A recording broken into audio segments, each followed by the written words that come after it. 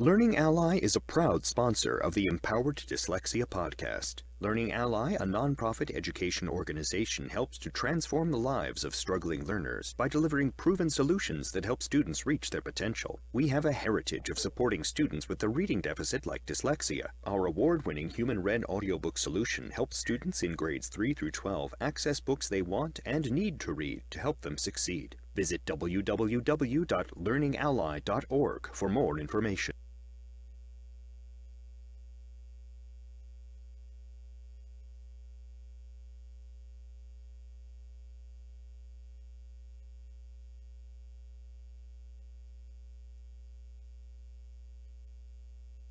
The following content is not intended as a substitute for professional legal advice, medical advice, diagnosis, or treatment. Always seek the advice of your attorney, advocate, physician, or other qualified health provider with any questions you may have regarding any medical or educational concerns.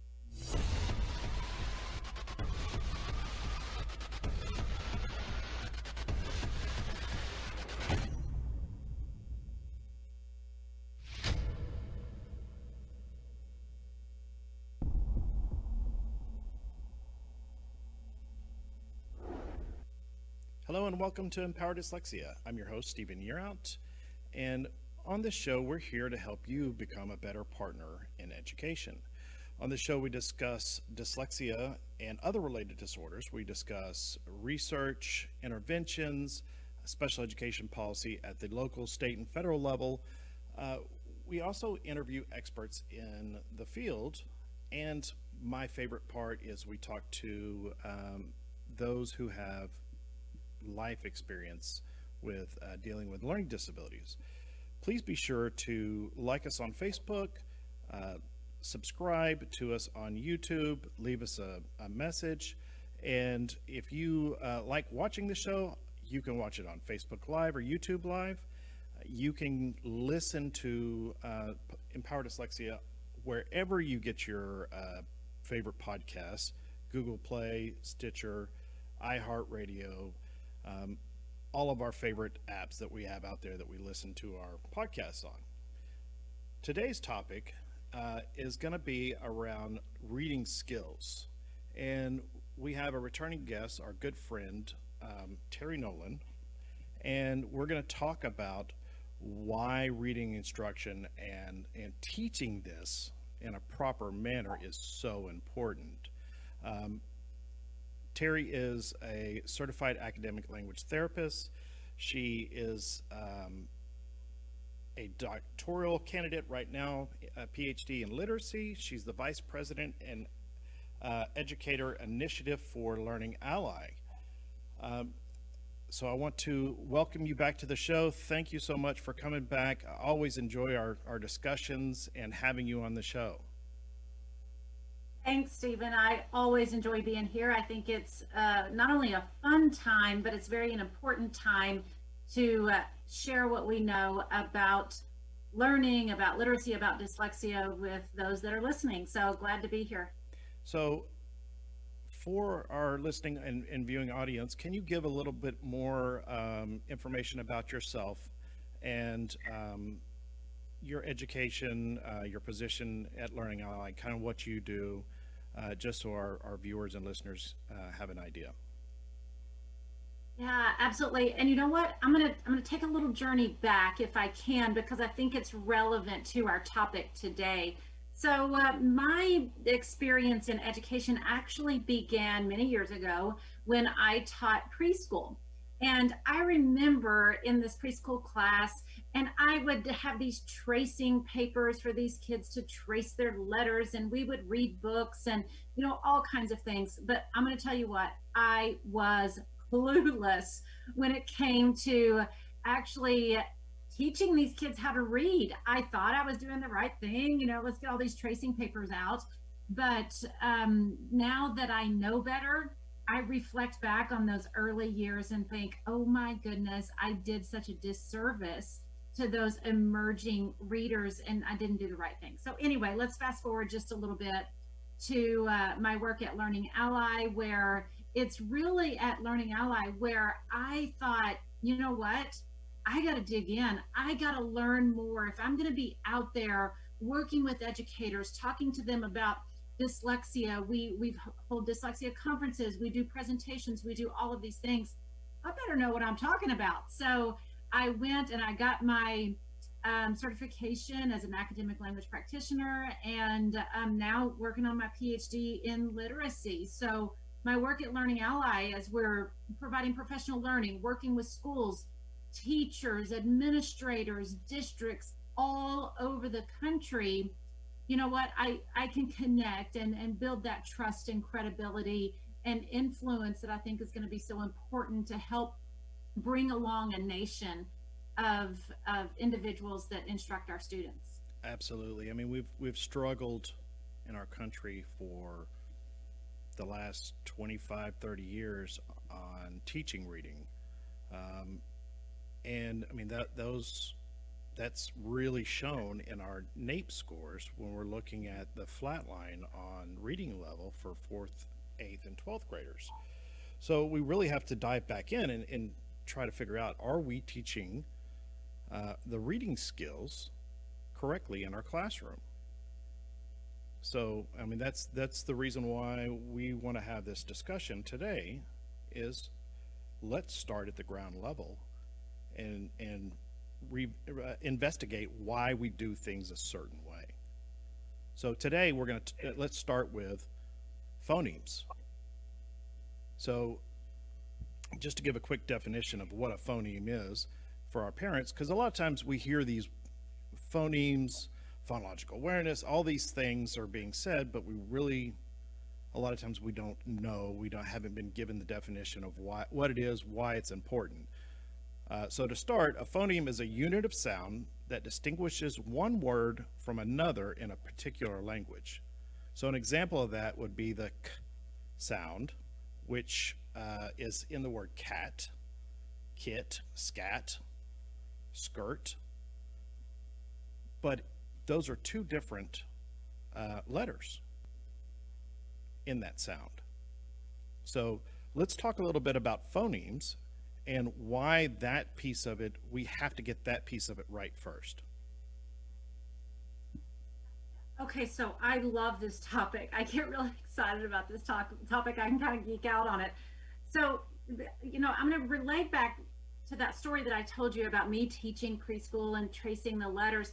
And I think so many of our pre-K, K1 and 2 teachers are doing just that. We are starting with the letter, and we shouldn't start with the letter, with what is called the grapheme, right? It's the actual written letter. We shouldn't start there. We should start with the sounds of our language. And here's a good explanation of why. Think about it. We are a very oral people. The human race, our brains are wired to be speakers. The act of written language has not been around all that long. And so to be a reader, there are specific skills that we need. So it makes more sense, because we are, you know, oral language is so important. Think about, you know, when a baby is born and the cooing and the awing and the, you know, it's all about oral language and that oral language development. And we need to start there with the sounds, because just like you mentioned, Stephen, in those words, the k sound can actually be represented several different ways. It can be represented as a C in cat. It can be represented as a K in skirt, and it can be represented as a digraph CK. Two letters that stick together that make one sound. So instead of teaching our kids the C, you know, starting with the alphabet, that grapheme first, and then the sounds, it's more important to start with the sounds first. And then what are the representations of our graphemes that can represent that sound? Yeah, I've had this conversation with a lot of people, and the thing that I always ask them is, why does a K say K? Why does a C say the same? Why does a D say duh? And they look at me and are like, well, I don't know. And I said, nobody else does either. that's just a representation of that letter. Somebody said that's what that sound says, or that letter says that. So, that's really important for us to understand that language starts hearing it first, seeing it and hearing it. Yep, absolutely. It goes back to that oral language, like I was talking about, is those sounds. So, back to school happening all over the country. Here we go, back to school, and I love seeing all of those proud teachers in their classrooms and their beautiful pictures of their rooms, and so inviting and welcoming for students. But it kind of hurts my heart just a little bit, and mainly because I was in this position. I didn't know any better, that we've got kindergarten teachers, first grade teachers out there that are putting up these, the alphabet. And I saw one particular picture where the kindergarten teacher of her first year teaching put up the alphabet, and then, like, for the letter C, had the Coca-Cola logo as the representation for the letter C. And I thought, oh no, that's not where we need to go. We don't need to start making that association in a child's mind. We need to start them with the sounds first. So, like, going back to exactly what I said, can be a C, can be a K, can be a CK, but the S sound can also be a C, right? And so if I show them the logo Coca-Cola and make them associate the C with Coca-Cola, then it's going to stick in their brain that the C only can make the K sound, when the C can make another sound. Absolutely. So start with our sounds first and go the other direction. And, we're seeing on a lot of the social media that there's a lot of teachers that are just learning about word walls, and they're putting them up, just like you said, in hopes that it's going to be something that's helping. And I would have never realized until I started really diving into this and understanding how language develops, how that can be detrimental to these kids. Yeah, I mean, those word walls, I did a little video teaching this week that said, let's put those word walls aside and let's replace them with sound walls. Because there's also something very important. Louisa Moats did a lot of work around this, has a beautiful chart about the way that our mouths, our lips, tongue, and teeth should be positioned when we are saying certain sounds of our language, and that positioning of our mouth, how it should work, how, if I am saying the b, the letter B represents b, not ba, not putting that extra on the end of it, but it's a popping of the lips, b, and helping our students to understand that sound. Because if I go ba, then when I get to the word bat, B-A-T, ba-at, that's not the way we say the word bat. We say b-at, bat. So sound walls are a much better way to go. If I know all 44 sounds that our 26 letters represent, I can decode anything. Absolutely. And, especially in our younger grades, when we are dealing with sight words, I mean, that's the big thing. Mm-hmm. These words are sight words. You need to just memorize them. There's no rules to them. However, after going through my remediation, I realized that there's very few actual sight words, and almost all the other words have a rule to them, and there is a way to determine how to spell that word or how to sound that word out. And it's because we tend to not concentrate on the very beginning of language, the phonemes. Because we're not doing that, we're not I don't think that our teachers have been taught that piece of it properly. This is my assumption, and that's the reason why we do these type of shows, to make sure that we can bring this information forward so we can do better. That's exactly it. And I'm going to tell you, Stephen, this is not, there is no blame involved. No. There should be no shame, no guilt. I, in my heart, do not believe that there is a teacher out there saying, I'm out there to do harm to my students.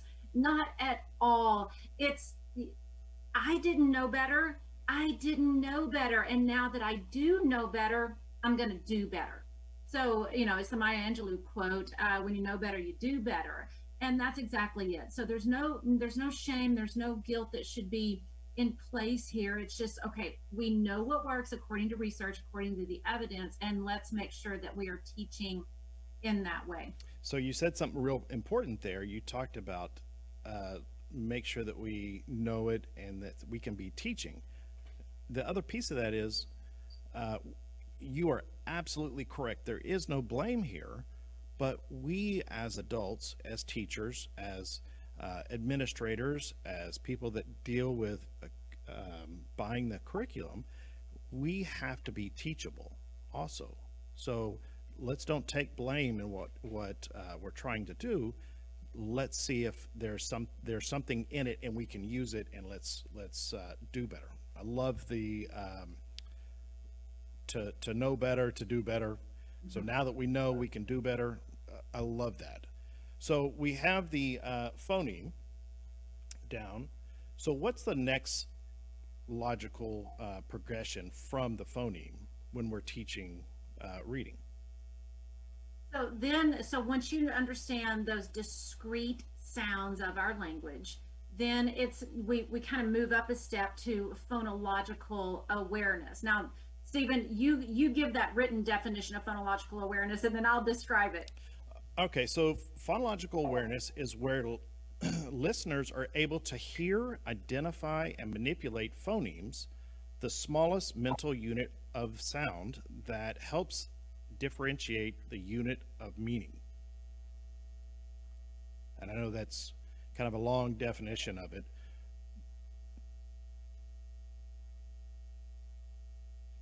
Absolutely. So there's kind of the textbook definition. Now let me put that into practice for all of you listeners.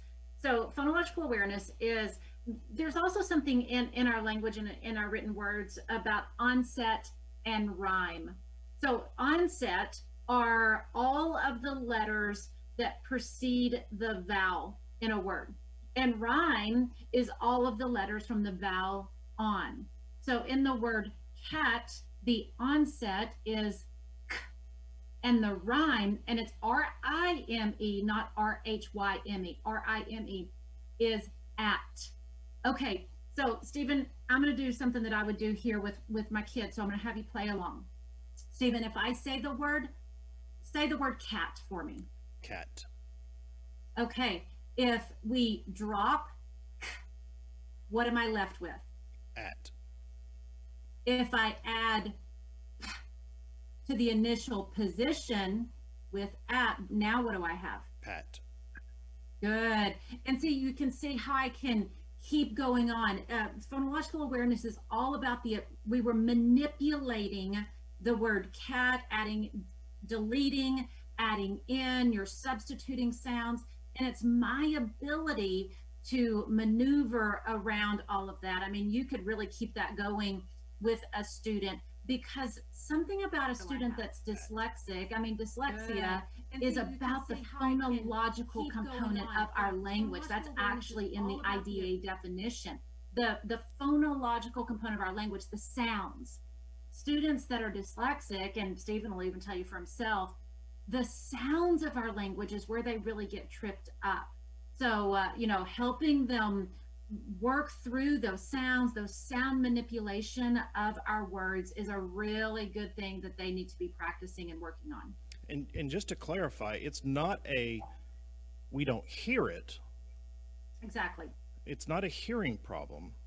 It's that identifying when a sound changes in that word. And when we're doing the cat and then changing the k to p, going to bat or pat, when we're doing that, that's fairly easy, especially for adults or somebody that has gone through remediation to hear that change. But when you start getting into 3, 4, 5 syllable words and they're changing one sound in that word, you're having to try to determine what that change was. It's very, very difficult, especially for somebody with dyslexia. It is. And now you're starting to touch into another area about working memory, because working memory is the part of our brains that is it. Our working memory can only hold about 7 pieces of information at a time.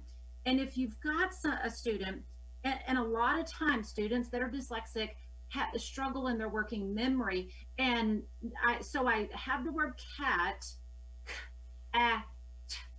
but then when I say it back out loud to me, the teacher, it comes out as bat or something like that, because their working memory can't hold on to that initial sound of that word because they haven't strengthened that working memory muscle.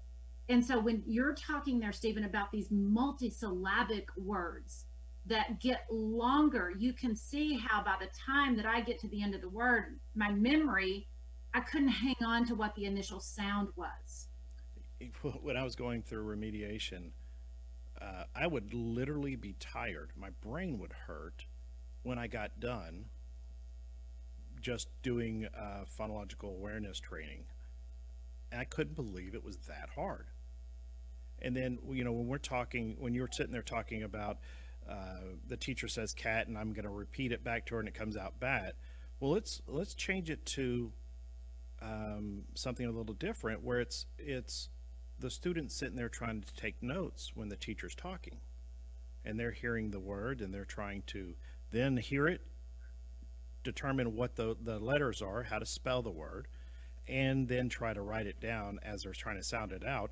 And then the teacher's moving on. That's why we have to have these skills, because we're still trying to write bat, and she's 2 paragraphs down on her lecture or the things that we're supposed to be writing down. So that is the reason why we as students need to have this type of training, this type of education at the very beginning. We have to secure each layer as we're going up in determining how to read and spell.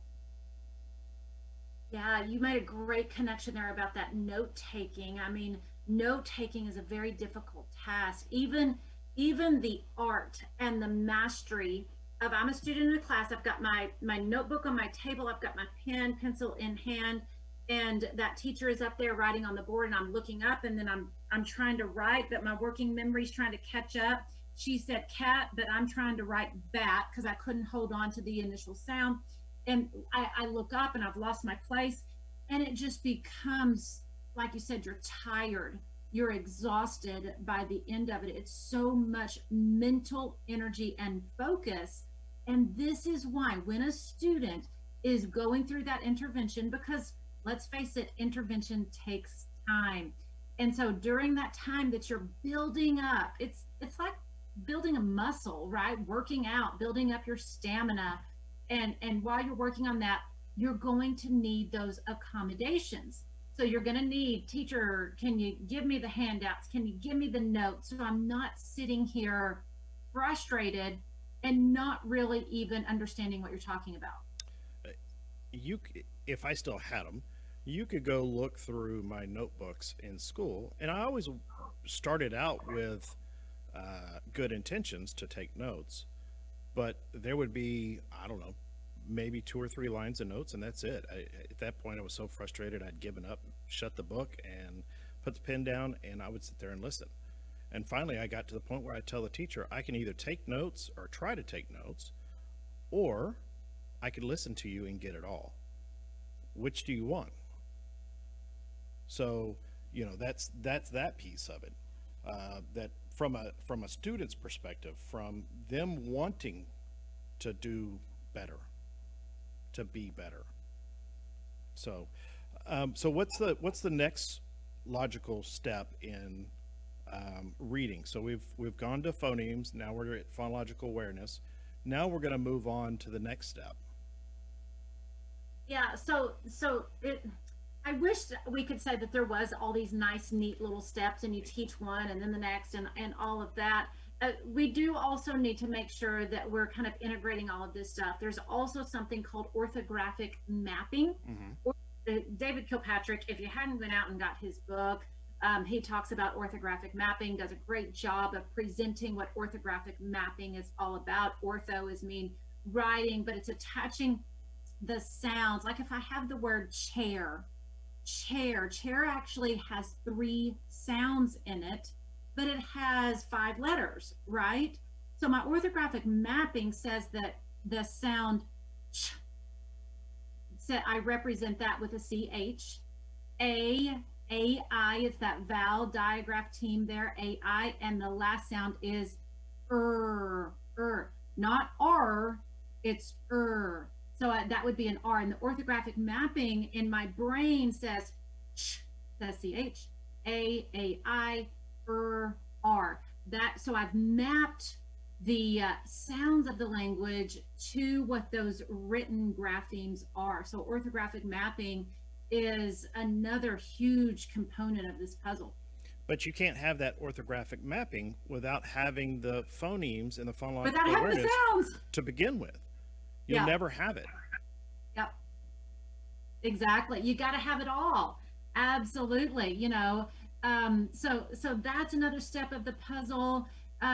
You know, phonics is another whole, you know, step of this puzzle of blending our letters and sounds of our words together. There's also now fluency. I'm going to tell you what, after you get this and my working memory is really rolling and keeping up, then I get into this momentum of building fluency in my reading. Now, fluency is a topic that researchers have spent years around, because fluency, there's so many components of fluency. And I'm going to say it right here. I say it every chance I get, because this is another misnomer that's out there that teachers are saying to our students, because I've heard it. Okay, I want you to read fluently, and you know, fluency is fast. Fluency doesn't mean fast.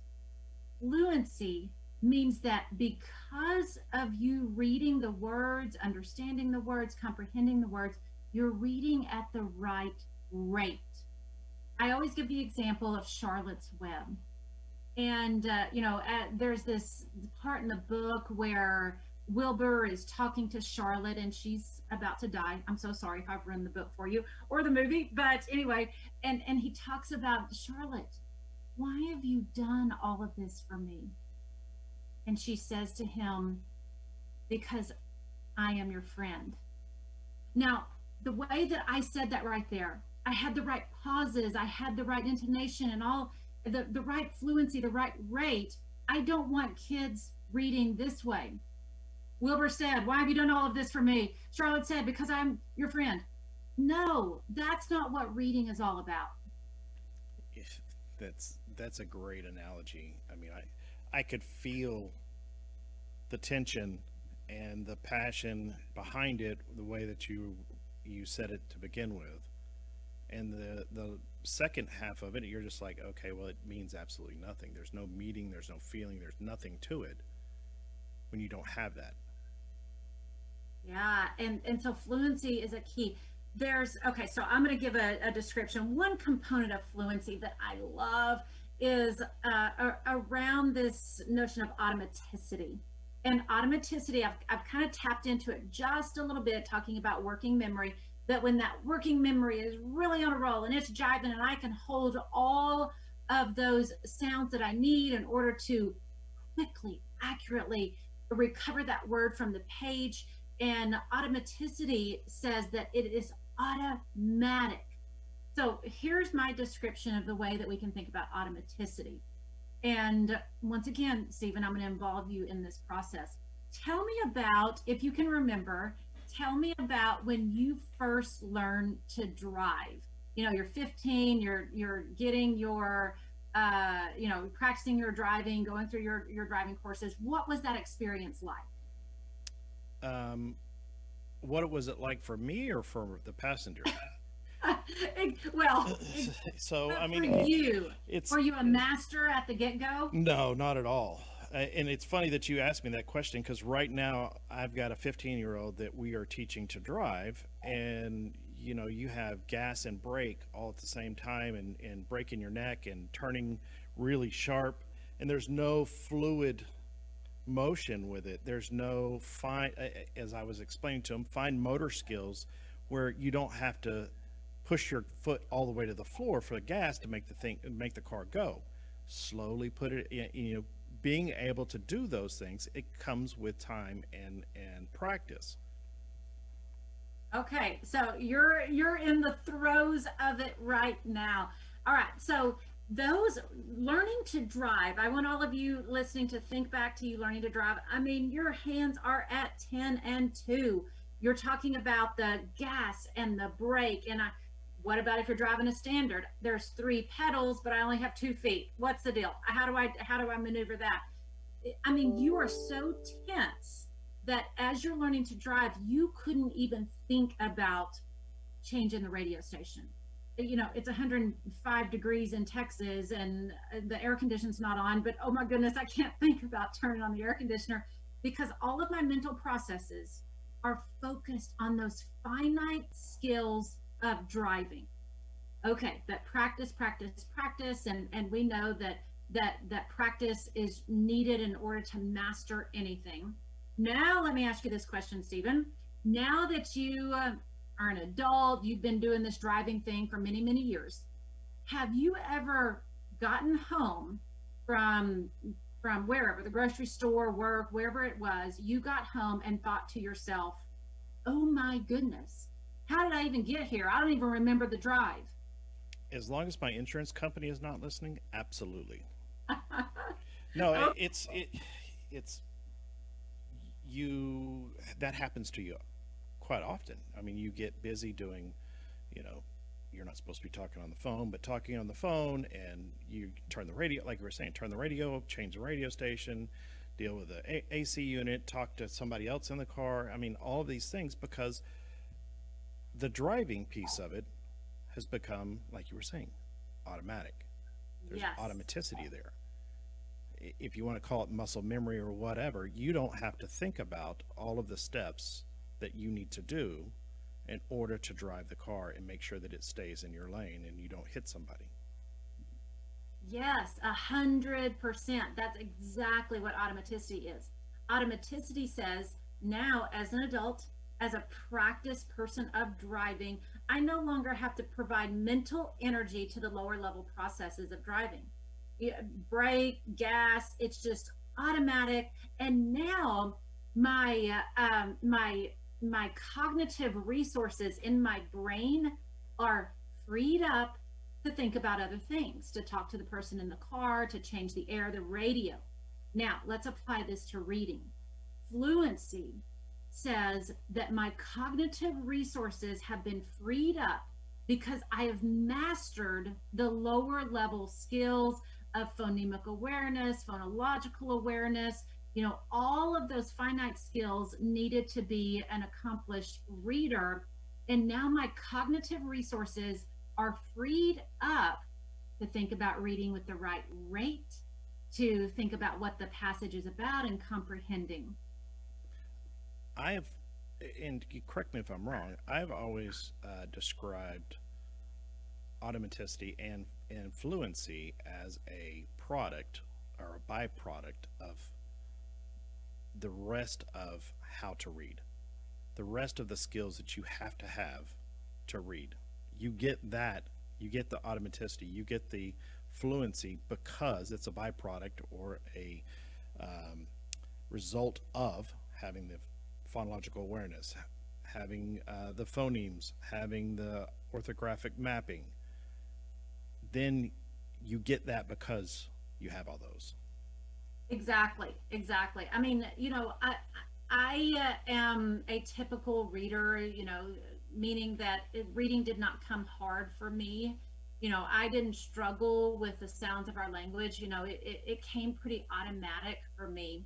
And I would say that I'm a fluent reader today, and it just kind of flowed. And fluency was more of, it's an outcome of me having mastered all of those lower level skills. it just takes a little bit longer for students that are dyslexic or have other types of reading struggles. Absolutely. So we have orthography, and again, like you were saying earlier, it's not a cut and dry, you need to do step one, step two, step three. But you definitely have to have, again, we're going back to, we have to have a foundation, a solid foundation, in order to have anything above the phonics, the phonemic awareness, and the phonemes. Any of those other skills that are there, we can't have those if we don't have a really good foundation first. So what are we looking at? We're doing orthographic mapping, and we're moving into automaticity and fluency, and being able to understand the words, and being able to understand how to properly say them, and what rate to say them, and those type of things. Yeah, so after that, and I say after that, once again, it's not this nice, neat little Right. step-by-step process, but it's all integrated. But comprehension. If you've mastered the lower level processes and you're starting to be a fluent reader and mastering that automaticity, comprehension comes into play. Now, comprehension is a big old conglomeration of a lot of things that we need to think about, especially when we're talking about written and connected text. So one of my favorites to kind of think about when it comes to comprehension that sometimes is a struggle for students that are dyslexic is about pragmatics. Now, pragmatics is basically what isn't written. What can you assume from what is written? So let me give you an example here. She hasn't taken a shower. So what would that mean to somebody? She hasn't taken a shower. It definitely could mean she's dirty, she smells. I mean, there's quite a few things that you can draw from, that text, or that sentence. Yeah, exactly. There's so many things that you can draw from it. And comprehension says that, in pragmatics, what's not written, she hadn't taken a shower all day. Okay, she hadn't taken a shower in 3 weeks.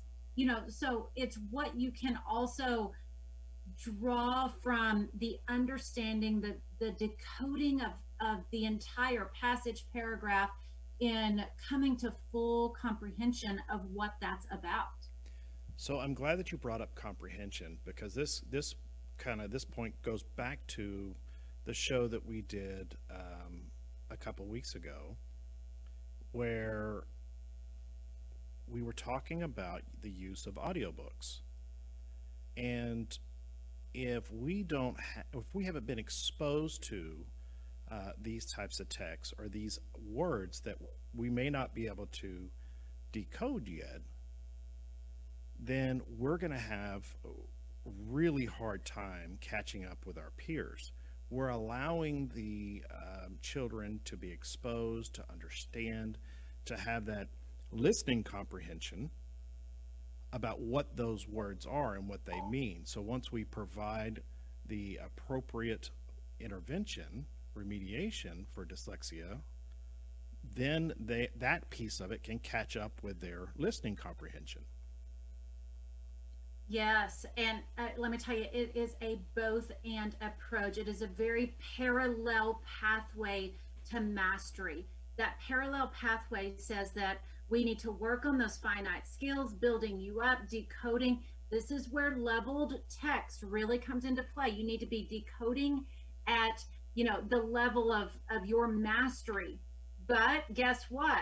Stephen Yearout needs to go back to 7th grade. And 7th grade says, we got to read science, and here's your novel for our class read, and you got to read your history book in order to answer the questions. And it says that provide that audiobook in that parallel pathway, because guess what? Stephen Yearout can comprehend. His cognitive processing, his intelligence, his understanding of hearing and listening is right on track, or even sometimes above par with fellow peers in the classroom. So it is a very parallel pathway towards mastery. Absolutely. It allows me to participate, or allows the student to participate in class along with all the other children. It levels the playing field. As we, like you said, as we're providing that remediation to bring their reading text skills up to the same level as their listening comprehension or their cognitive abilities.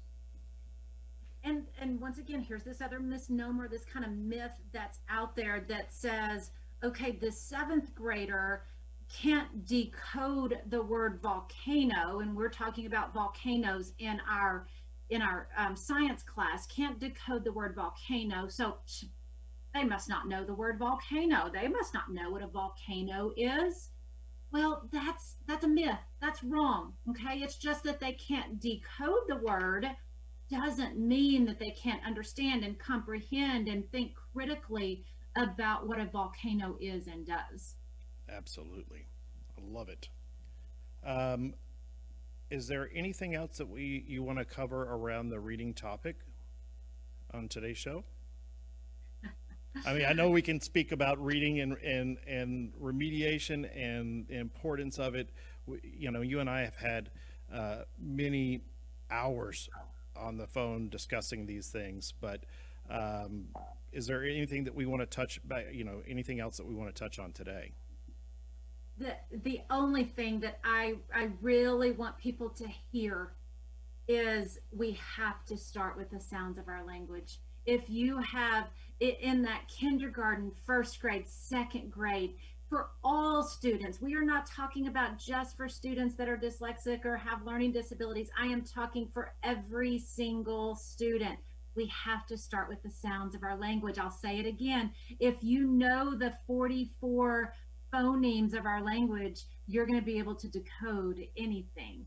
So just remember that. Okay, start with the sounds. Now, also sounds in the remediation phase, if you've got older students that need that remediation, start with the sounds. Well, going back to our NAEP scores, if 64% of students that are 4th, 8th, and 12th grade don't read on grade level, well, that's not a learning disability. That's not a dyslexia issue. That's way bigger. I mean, even giving it some, at the most, we're 20% of that. So we need to revisit this in the way that we are presenting this information and making sure that our students at a younger and younger age really have that good foundation before we are moving them on, and making sure that we have a bunch of kids that end up having reading struggles and comprehension problems, spelling problems, frustrating them in school. I completely agree with what you were saying earlier. I've never met a teacher that was teaching that said, oh, I don't care if they read or not, or I don't care if this. They've always got into this profession for the right reason. They want to help. They want to make children better. They want to mold these kids and help them become the best versions of themselves. And it's commendable, and we need to help our teachers in any way that we can. Definitely. And it's almost like we've got to flip the mindset, flip the model. Our model right now in the United States, and those NAEP scores that you're talking about prove it. Our model in the United States says we're going to teach to the entire population, the general ed population, tier 1 students, and teach them with these practices that we've been doing for all along. And we're going to save and reserve those evidence-based, research-proven practices of everything Stephen and I have been talking about for remediation, for pull-out, for intervention. Let's flip that model, right? Let's provide that model in the gen ed classroom, set every one of our students up with a solid, good foundation, and let's see what happens to our scores then. Right. I think one of the other misnomers with that flipping the script, most people don't realize that all children will grow in their literacy skills when we give them the the lesson provided the same way that we do remediation for a dyslexic student.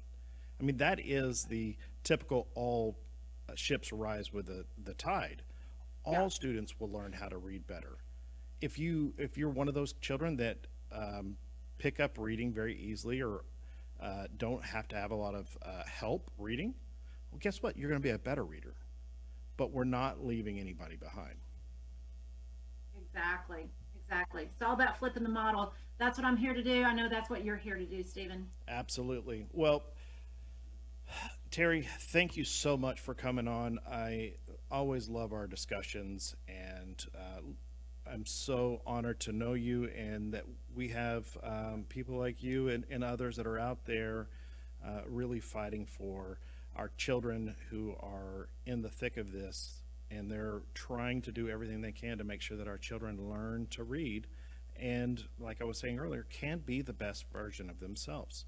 So please come back and let's continue this conversation. And please be sure to like us on Facebook. Please be sure to subscribe to us, like our YouTube channel, leave us comments. We love to understand exactly, that what our audience is looking for, make sure that if there's anything else, any other topics that we need to cover.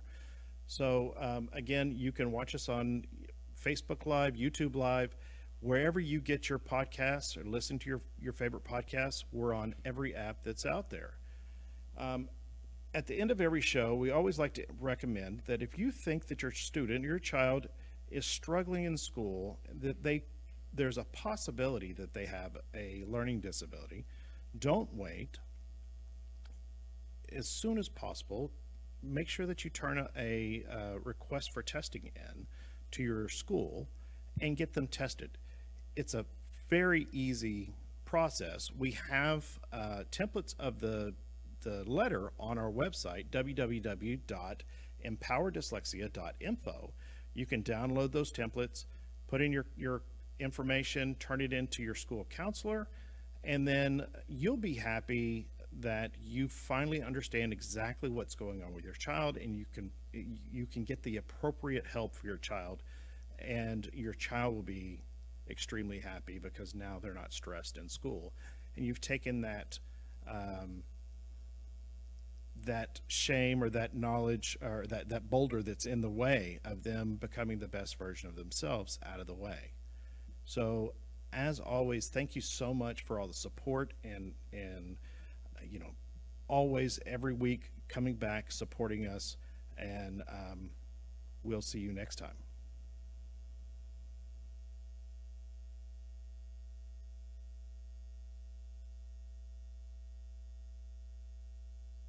Learning Ally is a proud sponsor of the Empowered Dyslexia podcast. At Learning Ally, we are always looking for new ways to engage readers struggling with a reading deficit like dyslexia and help them work to their potential. Visit www.learningally.org to learn about the Learning Ally audiobook solution, including which of your students are eligible for access. If you live in Texas, we have great news. The Texas Education Agency provides access to the Learning Ally audiobook solution for all K-12 public and charter school students with reading deficits. Get started today by visiting www.learningally.org/Texas.